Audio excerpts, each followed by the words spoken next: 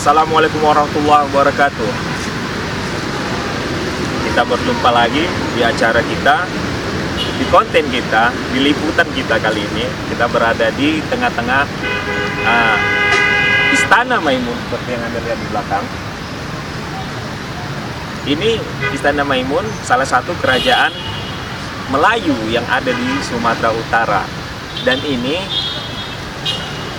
menurut cerita yang saya dengar dulunya, kerajaan Melayu ini dimulai dengan nama masuk ke kerajaan Aru yang letaknya dulu di Pulau Sembilan.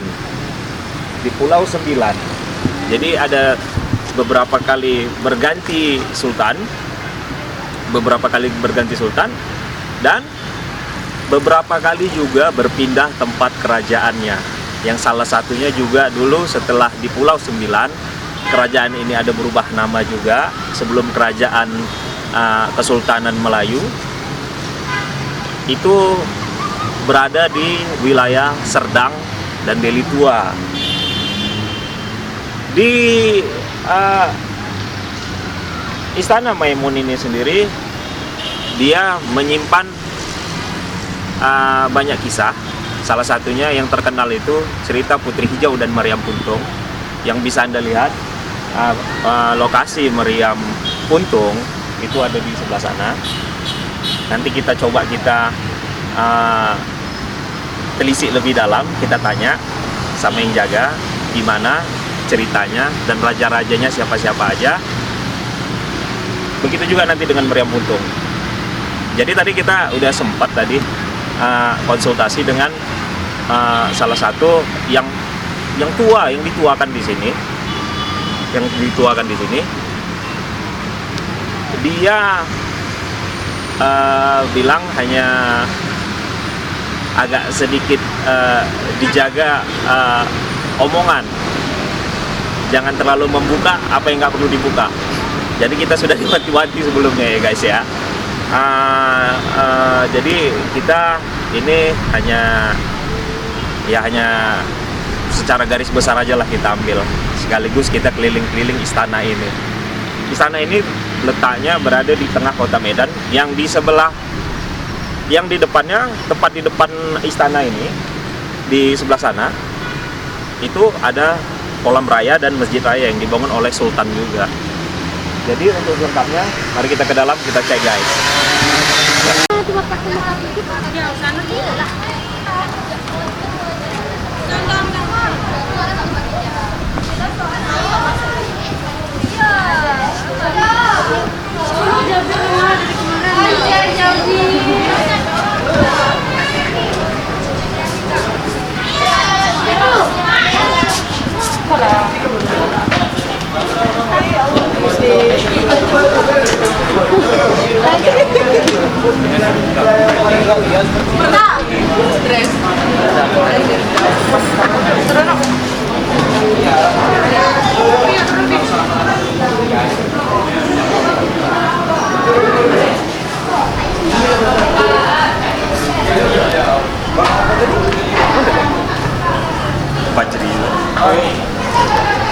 Fajri.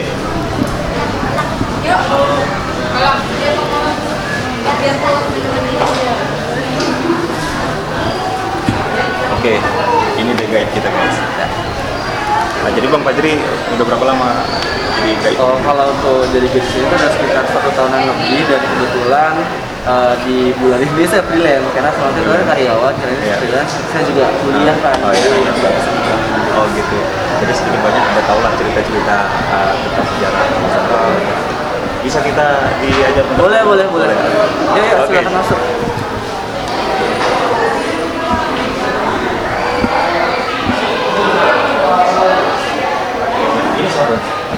Nah, foto di belakang kita ini adalah Sultan Delhi ke-9 yang bernama Sultan Ma'mun Ar-Rasyid Perkasa Alamsyah. Jadi beliau adalah sultan yang mendirikan Istana Maimun pada tanggal 26 Agustus 1888. Di bulan lalu Istana Maimun ulang tahun ke-134.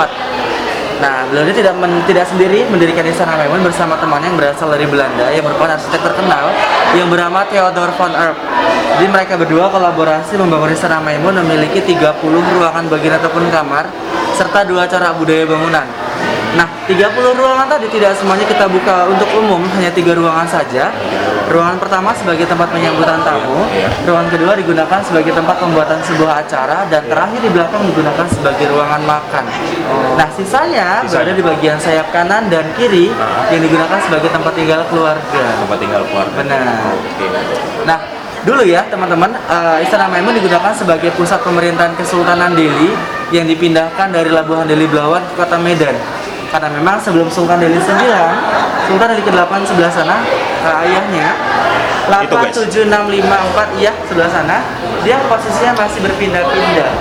Artinya masih nomaden, belum menetap di satu tempat pada saat Sultan Delhi ke-9 lah sudah menetap di kota Medan. Ya. Jadi dulu benar nggak kerajaan sebelum namanya kerajaan Melayu Delhi ini kerajaan Aru namanya ya? Kerajaan Aur. Nah, kalau Aur. Kerajaan Aur. Kerajaan Aur itu karena memang kawasan Aur itu kawasan kebanyakan masyarakat Melayu yang menempat tinggalin. Makanya dibilang Kerajaan Aur atau kawasan Aur, masyarakat Melayu yang banyak tinggal di kawasan itu. Dan Delhi itu dia berasal dari raja pertamanya yang bernama Muhammad Dali Khan yang merupakan seorang muslim yang berasal dari India Utara. Oh, gitu. Makanya kan kalau di setiap informasi kayak di Google segala macam ada Medan, Delhi. Nah, Medan itu berasal dari bahasa Karo yang artinya sehat. Sedangkan Delhi adalah lingkungan atau daerah masyarakat Melayu. Oh, Medan arti dari bahasa Karo ya? Iya, artinya sehat. Oh, gitu. Iya, Medan. Medan. Ah, ini abang, ini orang Karo nih. Bang, sini dulu bang.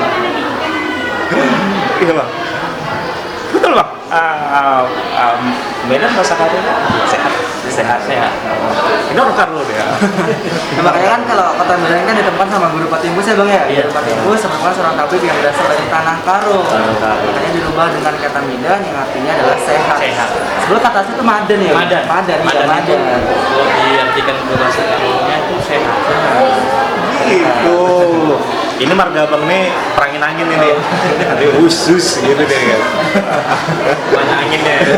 Benar. Kalau yang di sebelah situ itu apa itu? Di sebelah sini kita ada beberapa koleksi ya teman-teman. Jadi untuk di bilik yang besar dulu, ini adalah susunan daripada keluarga, menteri, dan juga wilayah yang menjadi wilayah daripada Kesultanan Delhi. Nah, seluruh keterangannya bertuliskan Arab Melayu ataupun Arab Gundul karena dulu untuk komunikasi dalam surat menyurat ataupun surat kabar menggunakan Arab Melayu, tulisan Arab Gundul. Berarti ini kayak panji Iya, gitulah ya. benar. Oh, gitu. Nah, di bagian paling atas di tulisannya adalah perhiasan alat seberang kerajaan negeri Delhi. Nah, sisi hitam kanan kirinya simbol Kesultanan Delhi yang terletak di pintu masuk utama sama di atas singgasana. Kemudian masuk dari crown hijau atau mahkota hijau. Di garis yang pertama kita punya susunan keluarga terdiri dari temanggung, bedagi, dan juga tepaku. Di garis yang kedua kita punya susunan benar. Cerita apa? Panji-panji berdasarkan wilayah-wilayah yang dibagi dari kerajaan utama ya. Iya, karena kan memang kan kita kan Delhi itu di pusatnya. Di pusatnya, iya. Sisanya baru yang wilayah kecil. Nah, yang kedua kita punya susunan menteri ada Laksamana dengan Percula. Terakhir kita punya susunan wilayah. Nah, wilayah ini dulu mencakup 9 wilayah besar di Sumatera Utara. Namun sekarang hanya tersisa 5 sama kota Medan. 4 diantaranya adalah Deli Serdang, Serdang Bedagai, Langkat, dan juga Tebing Tinggi. Oh, Langkat masuk ke kerajaan Delhi juga kerajaan Delhi juga. Nah, kalau dulu kan memang seluruh full untuk di pemerintahan. Tapi sekarang hanya disimbolkan sebagai kepala adat untuk Kesultanan Delhi dan wilayahnya digunakan sebagai wilayah adat saja. Artinya untuk adat Melayu ini tetap masih berjalan seperti itu. Kalau di dalam ada apa lagi? Nah, di bagian tengah, ya kita ke bagian tengah. Hidupin aja lampunya agak di sini.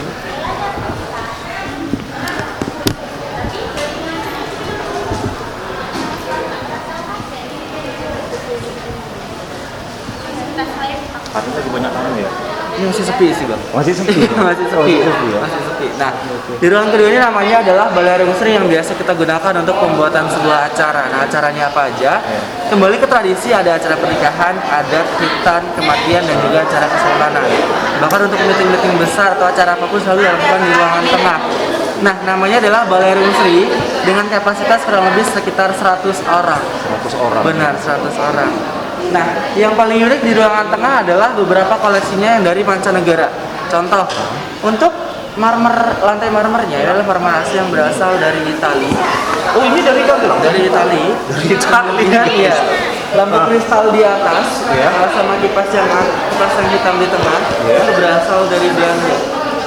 Berarti desainnya lebih ke Eropa ya? Benar, makanya dua sisi budaya tadi saya bilang barat dan juga timur. Kemudian kipas yang paling putih kanan kiri paling jauh dari mana? Oke. Nah, di bagian plafon, kalau sekarang kan kalau menggunakan plafon itu bahan dasar bukan PVC ya gipsum. Iya. Tapi ini dia masih menggunakan susunan kayu dengan mengambil corak yang berasal dari negara kita. Ya, dan Maka ini ke Timur Tengah ya? Benar, Timur Tengahnya dapat. Jadi inside atau bagian dalam Istana Maimun masih banyak yang original, tapi bagian cover sudah banyak perombakan. Seperti itu. Ya. Kita ke bagian singgasana. Pelaminan. Iya. Iya. Pelaminan.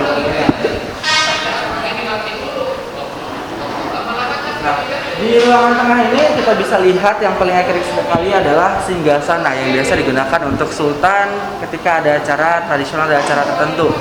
Nah, di singgasana ini hanya dua warna dasar, hijau di bagian kubah atas, dan juga kuning kemasan di bagian badan ataupun kerangka.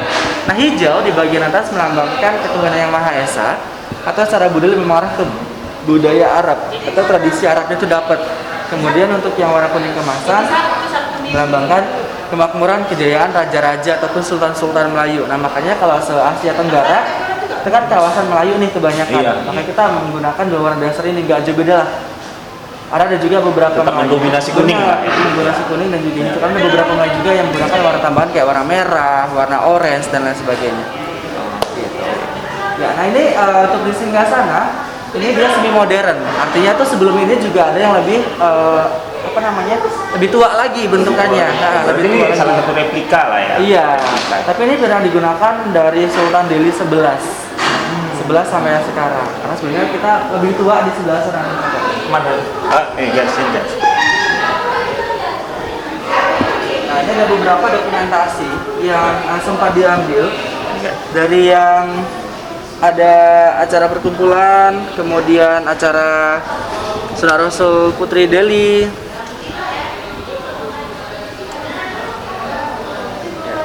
Nah, seperti inilah bentukan singgasana dulu sebelum diganti yang semi modern seperti ini.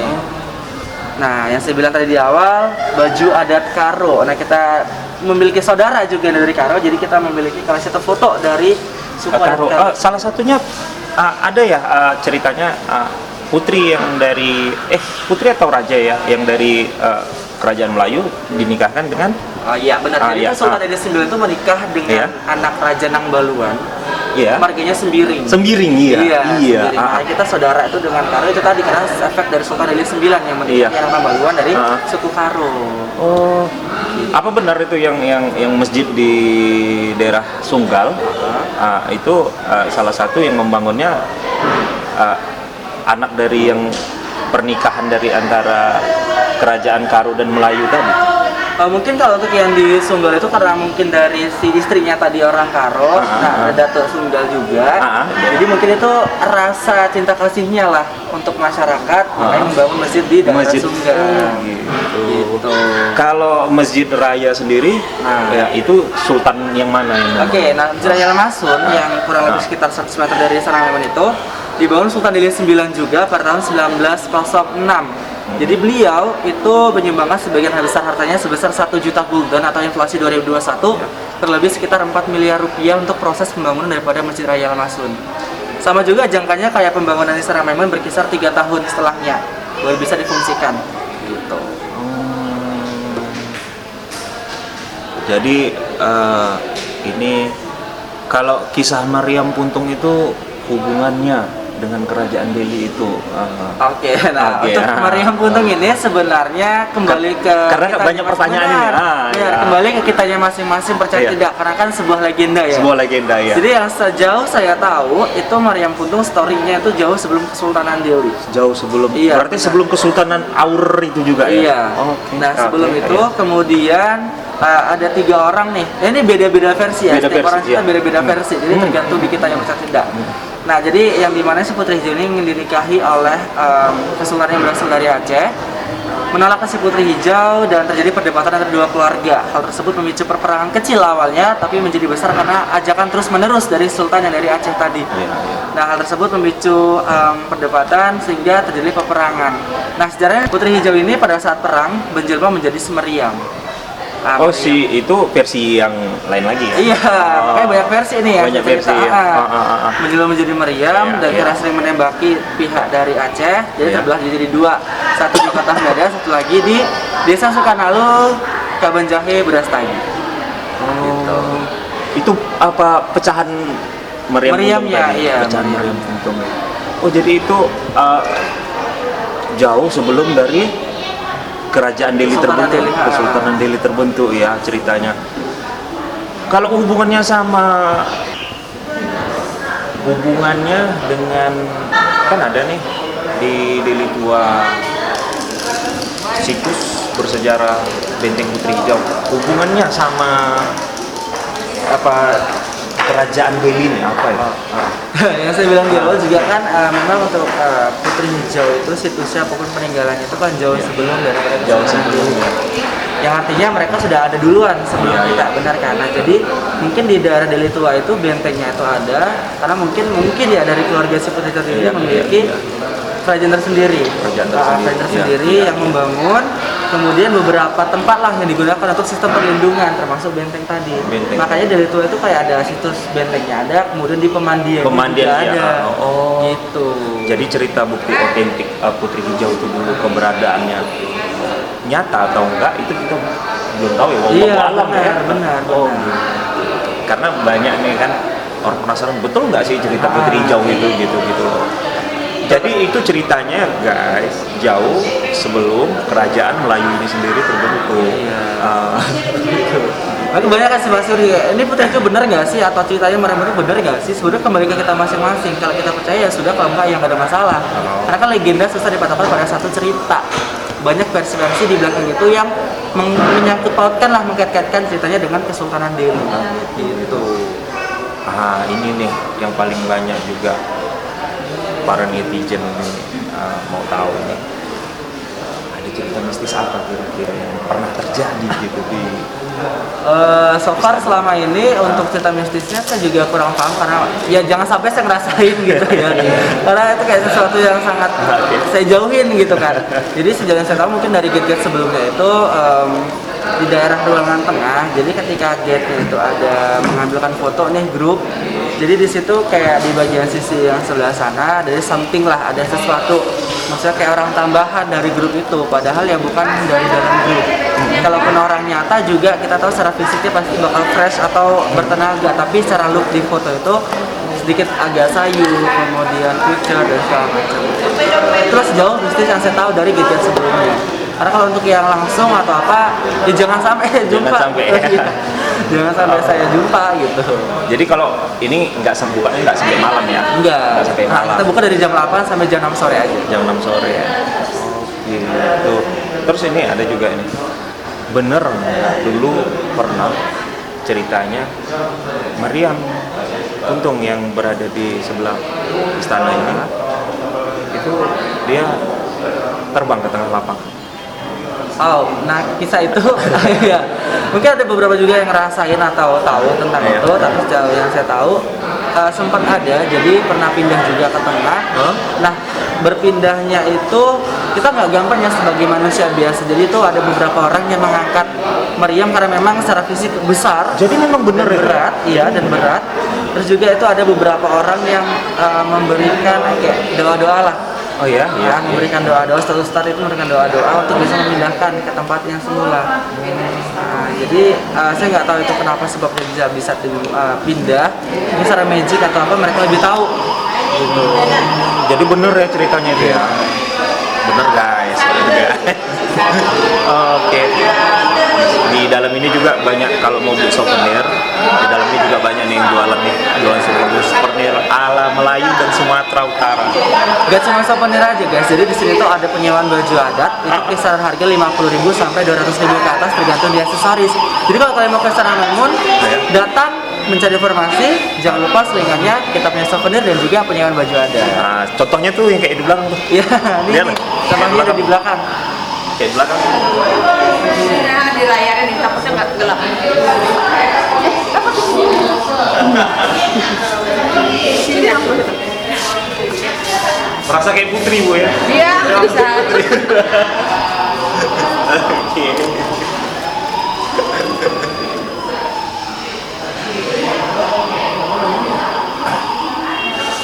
Layarnya di itu ya.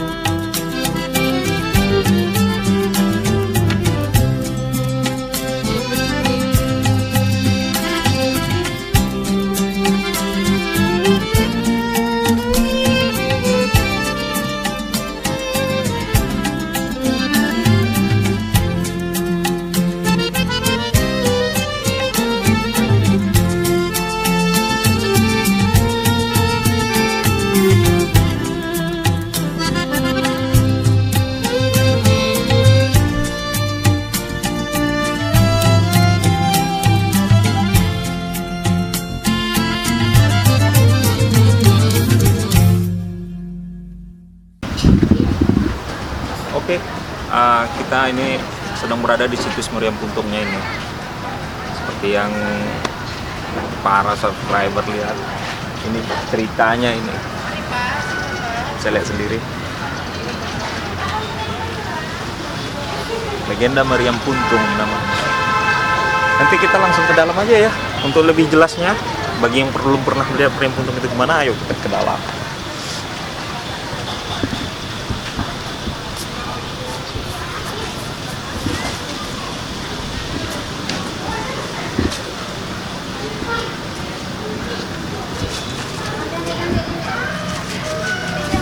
Assalamualaikum. Ayo, mari guys.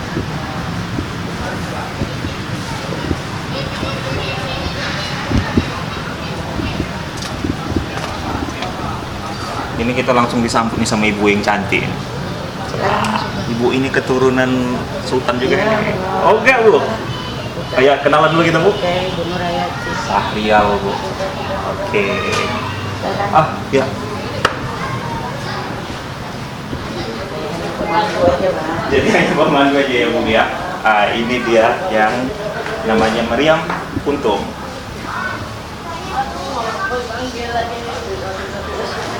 Ayo, mari kita dengarkan dulu ibu ini menjelaskannya. Nah, ini nama yang dinamakan Meriam Puntung, salah satu ikon Kota Medan. Iya. Kenapa Meriam ini puntung? Dulu perang sama pasukan Aceh pada tahun 1612 sebelum ada Kesultanan Delhi. Jadi nama kerajaan mereka Haru Baru, istana mereka 1 jam ke arah selatan, namanya Delhi Tua, Bang. Delhi Tua bu ya. Delhi yang pertama menurut ceritanya itulah namanya Delhi Tua, Delhi yang tertua. Iya iya. Arah ke sana tahu orangnya. Delhi Tua ya. Iya. Haru Baru ini mempunyai putra dan putri 3 orang. Kerajaan mereka Haru Baru. 2 putra, tengah putri. Pertama Mambang Yajid, seorang pangeran berubah wujud jadi naga, abang putri hijau paling sulung. Iya. 2 putri hijau atau Siti Hanifah, putri yang sangat cantik jelita. 3 Mambang Khayali, seorang pangeran berubah wujud atau menyatu, sukmanya kemerian. Si Si Mambang bungsu. si Mambang bungsu, Khayali. Mambang Khayali guys. Jadi nama Meriam ini Mambang Khayali. Iya, Meriam alat perang, jadi penjelmaan seorang pangeran, adik daripada putri hijau, namanya Sri Paduka Mambang Khayali. Iya, iya. Kenapa berubah wujud adik putri hijau? Menurut ceritanya, putri yang cantik dialah yang mempersunting Raja Aceh. Iya. Putri hijau menolak, akhirnya mereka perang, Bang. Iya. Di dalam peperangan, kerajaan putri hijau tadi kalah. Bersumpah adiknya yang bungsu untuk membela kakaknya, Iya. jelma atau menyatu kekuatannya ke Meriam ini. Iya. Pada saat itu Bang menembak Meriam ini terus menerus, Meriam ini panas, merah, pecah. Pecahannya dari Delhi Tua terpental Ke? foto ini. Ini dia guys, pecahannya guys. Ini berada di Pekan Tiga Panah, Pekan- Desa Sukanalu, Desa Sukanalu. Kecamatan Barus Jahe. Nah, dirawat seperti ini, hanya perbedaan kelambu. Kelambu karu putih, kita di sini Melayu, kalau nggak kuning hijau. Oh, jadi pecahannya nih di sana nih, Bu. Iya, di tanah Di karu. tanah karu, ya. Serpihan depannya ya, pangkal depannya, yang ada di bawah ini ekor, dan yang kecil amunisi. Oh, amunisi nih ya. Iya, Oh, ini amunisinya guys. Amunisi juga terbelah 2. Oh, itu amunisi yang ini ya, yang Iya, ini. amunisi terbelah 2. Jadi dia Bang sudah patah begini, terbelah 2 lagi. Tidak utuh bulat seperti ini kan? Yang pecahan di sana Iya, ya. laras depannya. Berarti ada lagi, berarti Banyak bagian yang enggak. bagian. Oh. Jadi hancur dia. Hancur, yang ketemu cuman laras atasnya aja. Laras depan dan yang atasnya aja. Gitu ya. Oke. Singkat cerita Bang, kalah kerajaan Putri Hijau, nggak jadi Putri Hijau menikah, tapi Putri Hijau tetap dibawa sama Raja Aceh. Kata Putri Hijau, boleh kau bawa aku, ada syaratnya 3, bertih, telur, kerenda kaca atau peti kaca. Abang tahu bertih? Iya. Nah ini bertih ini adi digongseng. Kalau adat Melayu ada pernikahan tetap ada persyaratan Melayu. Oh, ini yang biasa dipakai kalau ada orang nikah, tepung tawar guys. Iya, betul. Tadi digongseng. Iya. Kayak ini popcornnya orang Ya, Melayu. kalau popcorn dari jagung, ini dari padi. Dari padi. Oke. Dapat dipenuhi Aceh 3 syarat, dibawa Putri Hijau Bang, dimasukkan Putri Hijau dalam peti kaca Iya. melalui sungai sungai yang membelah kota Medan ini namanya Sungai Deli. Sungai Deli. Kalau dulu menurut cerita bisa dilalui kapal, transportasi kita pada masa itu menurut cerita masih melalui sungai dan laut. Iya, iya. Dibawalah dia sampai di pusat Tasi Jambuaye, Aceh Utara, Putri Iya. Jawa Raja Aceh, tebarkan Putri Jawa berti dan telur pelaut, tiba-tiba muncullah naga. Naga ini jelmaan abang Putri Jawa yang sulung. Akhirnya nggak jadi juga Putri Jawa menikah, diselamatkan abang yang berbau jadi naga, terbenam putri dan abangnya di dasar laut. Oke Bu, kira-kira di laut mana tadi? Yang menurut cerita legendanya itu hilangnya atau raibnya Putri Jawa abangnya naga tadi di Iya. dasar laut Jambuaye, Aceh Utara. Jambuaye, Aceh Utara. Sebelum kota Lok Semau. Nama raja yang dari pangeran yang dari Aceh itu yang melamar nggak tahu siapa? Ya menurut cerita atau legendanya Putri Jawa ini Sultan Iskandar Muda. Sultan Iskandar Muda ya. Sultan Iskandar. Tahun 1600-an. 12. 1600. Abad 16. Abad 16. Abad 16. Jadi nanti bagi kalian yang mau cocokologi, silakan cari sejarahnya ya. Jadi ini si bungsu aja bang menurut ceritanya kan tadi Iya. penjelmaan. Sudah ada istana Maimun dari tempat mereka perang Deli Tua dipindahkan Meriam kemari sebagai penghormatan dan kenang-kenangan perang antara Aceh dan kerajaan Putri Jawa saja. Begitulah bang sejarah singkat Kalau tentang cerita- Meriam itu. cerita mistis di baliknya nih yang pernah terjadi di sini nih Bu, apa Bu? Iya, pada tahun 95 ya bang ya, boleh percaya boleh enggak. Iya. Meriam ini pernah nggak ada di rumahnya ini, Iya. ada di depan pintu itu lebih kurang 2 meter dari depan pintu jam 2 dini hari. Jadi dikabarkan ke keluarga Kesultanan Deli pada waktu itu dicobalah orang biasa ngangkat, nggak kuat mereka. Dipanggil keluarga Kesultanan Deli, pakai syarat lah kain kuning baru bisa seperti itu. Baru bisa terangkat. Iya. Kira-kira ada berapa kilo nih beratnya Bu? Nggak pernah bang ditimbang. Nggak pernah Pada waktu ditimbang. itu 10 orang kalau dewasa pasti bisa ya bang ya. Kalau Tapi 10 orang saya kenapa rasa dia iya. bobotnya udah berat tambah berat untuk cerita seperti itu. Ini guys, lihat guys. Ini bahannya besi nih Bu ya. Oke besi. Ini bahannya besi loh. Bahannya besi. Ini bahannya besi. Kalau abang Bukan ingin- batu ya? Bukan, Ini memang besi. batu dia bang. Jadi kalau abang ingin tahu, memang abang tadi bilang kan besi ya. Iya. Oke, coba abang gosok tangan abang kemari. Gosok kuat, cium. Bau apa? Oh, bawa besi. Bawa besi. Selain kata besi,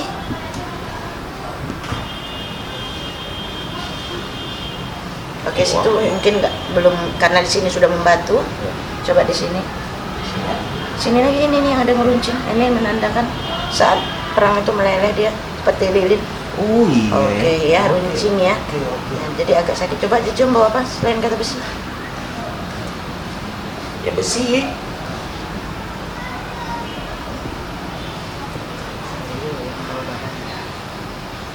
Saya tanya cuma besi. Emang ada bawa apa lagi Bu? Selain kata besi. Selain kata besi. Selain kata besi apa guys?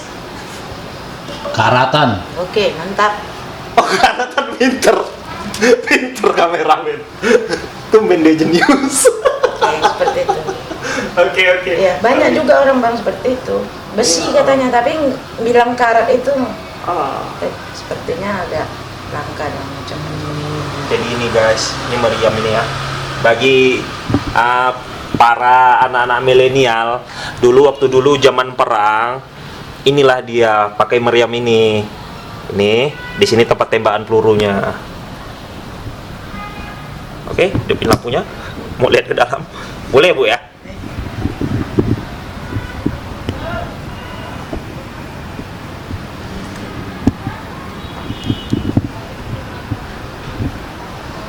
Oke.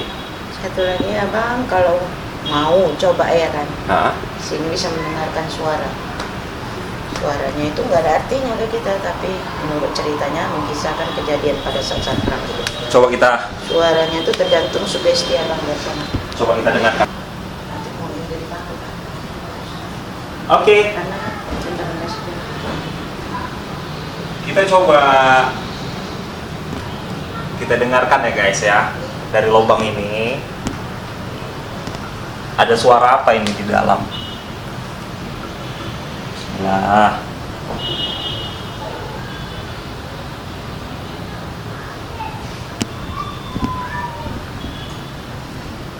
Kayak seperti suara di sebuah terowongan ya. suara terowongan. Itu di terowongan itu ada suara kayak air terjun, air ngalir gitu ya, air ngalir yang deras gitu. Kira-kira seperti itulah suaranya.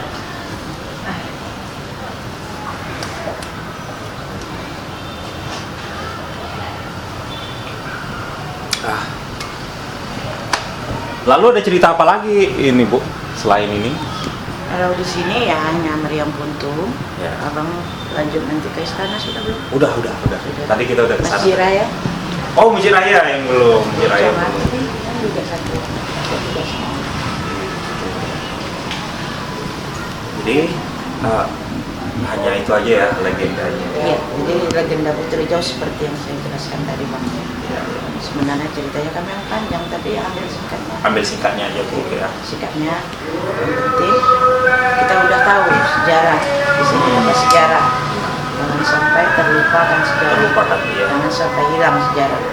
Jadi kalau ada yang mau lebih tahu nih cerita panjangnya, tadi ini kan singkatnya. Kalau mau cerita panjangnya datang langsung ke Istana Maimun Bu ya. Di Istana Maimun. Meriam Puntung. Di Meriam Puntung. Berapa harga tiket masuk? Biasa untuk perawatan dan kebersihan aja. Itu nggak sampai jual tanah guys ya, nggak sampai jual tanah. Jadi ya uang perawatan biasa ya, nggak sampai yang gimana. Kalau mau yang datang kemari silahkan datang, ramekan juga di sini banyak nih yang jual souvenir, juga ada permainan anak-anak kalau sore Bu ya di sini ya. Ada rame. Ayo kita ramekan pariwisata Kota Medan.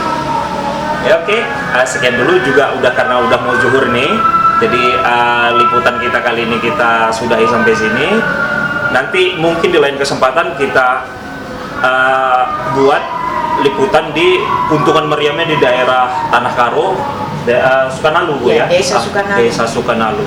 Mudah-mudahan semuanya lancar.